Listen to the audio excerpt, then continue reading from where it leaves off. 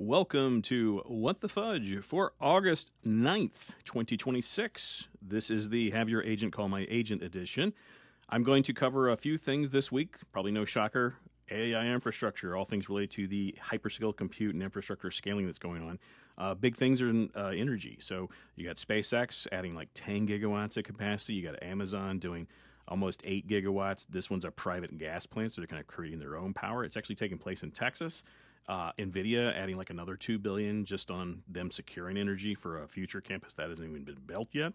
And then on the silicon side, you've got AMD acquiring Thales, which lets you do the integration of models in the weights to the silicon. So you've got now a model-specific circuit, meaning a model-specific integrated circuit. So if you remember ASIC for application, now it's model, so MSIC, I guess. This means that you're probably going to see some interesting things happening in terms of inference at the edge if AMD ships these out the way I think they might. It also might mean there might be specific, call it AI or neocloud services that very, very much specialize on an inference model where getting that performance boost is because they've baked it into the silicon. So time will tell. And then, of course, rounding out the capacity and all things size related, a 10 trillion parameter is being created by ByteDance. This is interesting because it separates it from that whole Chinese distillation imbroglio from a couple of other updates in the past. And so rounding out that corner, we go to autonomous AI governance and security. Really, a couple things there is that it seems like the entire industry is sort of deciding, hey, how do we handle? Do we market that we actually had a model, breach our sandbox? And does that make us, more attractive to someone to say that we have the most provocative, unsafe AI? It's really challenging to unparse or parse some of those things. And then you got the UK IA Safety Institute, who also found that they found agents, software agents, AI agents, creating fake identities, attempting to do unauthorized code injections to avoid human detection.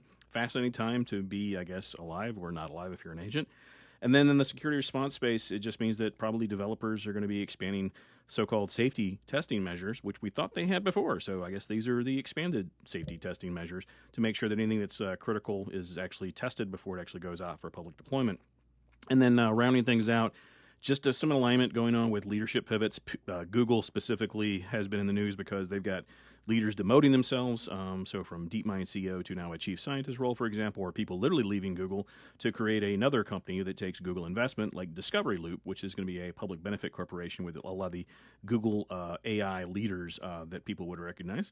And then consumer hardware side, OpenAI is developing allegedly a smart hockey puck speaker thing to compete with your attention for an iPhone. And then you've got all things related to cost management coming home, as they say, to roost. So now you have Microsoft, who's joined this kind of early AI hype adoption company curve to say, whoa, wait a minute, stop token maxing. Now start focusing your use of AI on actual productivity benefit, not just using AI for the sake of AI.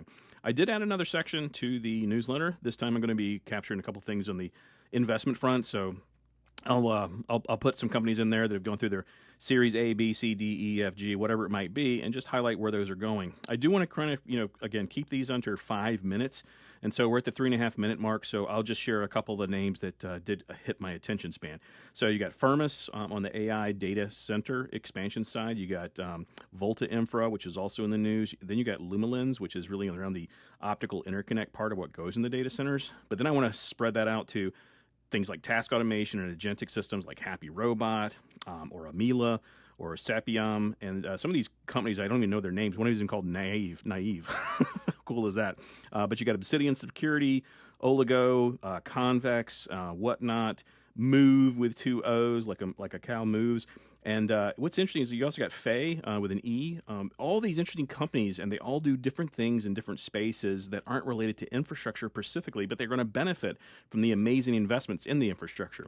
So again, if you weren't aware, I'm just going to add those as additional links in the bottom. But I've also included my open to work. So if you're interested in anyone that's open to work from within my network, I encourage you to check out those profiles. They're always going to be at the base of the newsletter, be published online as well. But thank you for listening to What the Fudge for August 9th, 2026. Be safe, be well.